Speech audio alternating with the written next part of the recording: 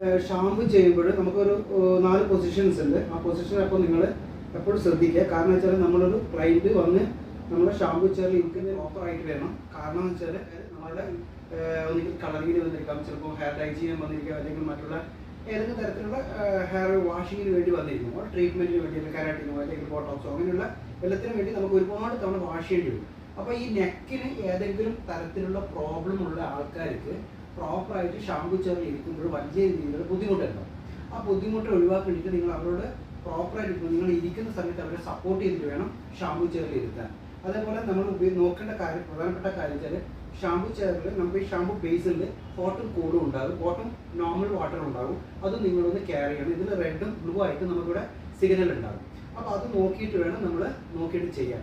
പ്രത്യേകിച്ചും അതേപോലെ shoulder pain ഉള്ള ആൾക്കാർക്കാണെങ്കിൽ ഈ മസ്കുലർ സ്പോണ്ടലൈസസും അതുപോലെ മസ്കുലർ സ്പോണ്ടലൈസസ് ഒക്കെ ഉള്ള ആൾക്കാർക്ക് വളരെ ബുദ്ധിമുട്ടുണ്ടാകും, നെക്ക് പെയിൻ ഉണ്ടാകും. അതുകൊണ്ട് ശ്രദ്ധിച്ചിട്ട് വേണം നിങ്ങൾ ഷാമ്പു ചെയറിൽ ഇരുത്താൻ. ഓക്കെ, അപ്പോൾ അത് കൃത്യമായിട്ട് ശ്രദ്ധിച്ചുകൊണ്ടായിരിക്കണം ഷാമ്പൂവിൽ വാഷിങ്ങിന് പോകുന്നത്. വാഷിങ്ങിന് പോകുമ്പോൾ ഗേൾസ് ആണെങ്കിൽ ലോങ് ഹെയർ ആയിരിക്കും. അപ്പോൾ അത് കുറച്ചും കൂടി നിങ്ങൾ കെയർഫുൾ ആകണം. എങ്ങനെയാണ് ചെയ്യുന്നത്, അതിന് പൊസിഷൻസ് ഉണ്ട്, ടവൽ നോട്ട് ഉണ്ട്, അതുപോലെ ഇതെല്ലാം നോക്കി കൊണ്ടുവരികയാണ് ചെയ്യേണ്ടത്. അപ്പോൾ നമുക്ക് സാധാരണ നമ്മൾ ഷാമ്പു ഷാമ്പു കയ്യിലെടുത്ത ശേഷം നന്നായിട്ട് റിലാക്സ് ആയിട്ടായിട്ട് നിങ്ങൾ നല്ല രീതിയിൽ മസാജ് കൊടുക്കണം ഹെയറിലേക്ക്. ഓക്കെ, അപ്പോൾ അതിൻ്റെ പൊസിഷൻ എന്ന് പറഞ്ഞാൽ നമുക്ക് നോർമലി നമ്മൾ ഷാമ്പു ചെയ്യുമ്പോൾ ഇതാണ് ഫസ്റ്റ് വരുന്ന പൊസിഷൻ. അതിനുശേഷം വരുന്ന സെക്കൻഡ് പൊസിഷൻ എന്ന് പറഞ്ഞാൽ ഇതാണ്. ഇങ്ങനെ സെക്കൻഡ് പൊസിഷൻ മാറ്റുമ്പോൾ നമ്മുടെ ഈ നാക്ക് ഏരിയയുടെ എല്ലാ ഭാഗത്തും നമുക്ക് പ്രോപ്പറായിട്ട് ഷാമ്പു ചെയ്യാനും ഈ ഡസ്റ്റും ഓയിലും കൺട്രോൾ ചെയ്യാനും നമുക്ക് ബാലൻസ് ചെയ്യാനും ഇതിലൂടെ പറ്റും. അപ്പോൾ നന്നായിട്ട് ഷാമ്പു ചെയ്യുമ്പോൾ കൊടുക്കുന്ന മസാജ് നല്ല പ്രോപ്പറായിരിക്കണം. അപ്പോൾ ഇത് 1 2 പിന്നെ അതേ ഇതിൽ വന്നു, നോർമലായിട്ട് വന്നു, 3 വന്നു, നെക്സ്റ്റ് 4ലേക്ക് പിന്നെയും കൺട്രോളായിട്ട് വന്നു. അപ്പോൾ നമുക്ക് രണ്ട് സൈഡിലെ നാപ്പ് ഏരിയയും പ്രോപ്പറായിട്ട് നമുക്ക് വാഷ് ചെയ്യാൻ പറ്റും. അപ്പോൾ നമുക്ക് ഇങ്ങനെ പൊക്കി ഇരുന്നുകൊണ്ട് അവർക്ക് ഇങ്ങനെ സ്ട്രെയിൻ കൊടുത്തുകൊണ്ട് നമുക്ക് വാഷ് ചെയ്യേണ്ട ആവശ്യമില്ല. അവർ ഒരുപാട് തമ്മിൽ ഇങ്ങനെ തന്നെ സ്ട്രെയിൻ ഇങ്ങനെ അവിടെ വെക്കുക.